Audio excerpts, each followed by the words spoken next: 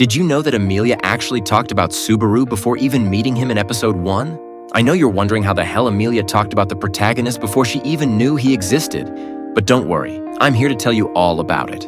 A few days ago, the side story called First Contact was published, which describes how Emilia met the other candidates and their knights. All of this in the months leading up episode 1. This story explains why Julius already knew her when he saw her in the first season, and it also explains why Reinhard treats her with such familiarity in episode 1. Unfortunately, the meeting with the candidates didn't go well for Emilia since nobody took her seriously. Anastasia and Priscilla made fun of her, and since Emilia didn't know what to say, Frederica had to step in to defend her. The only one who was cordial and showed respect was a character the author doesn't care about, that is, Crush. In the end, Emilia is surprised by the relationship Crush has with her knight, and she also admires how Anastasia gets along with hers.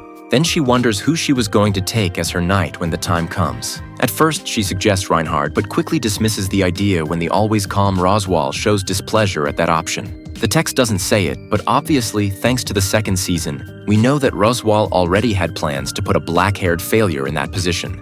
Since Emilia noticed Roswal's displeasure, she decided to give up on her plan to choose Reinhard. But then she starts describing to Puck what her ideal knight would be like. First, she says it must be someone who isn't afraid of her because of her resemblance to the witch.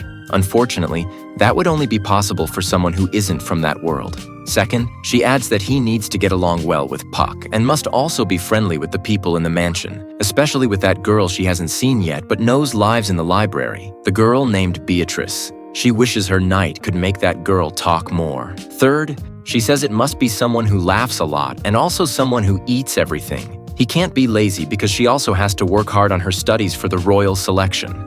If it's someone who doesn't give up, then they can both work hard together through adversity. Emilia goes to sleep that day thinking that her eventual knight will be someone amazing. Sometime later, Emilia would return to the capital and meet a black-haired boy with a mean look, with whom she would become involved in great events. But that's a story you already know. More content like this on my main channel.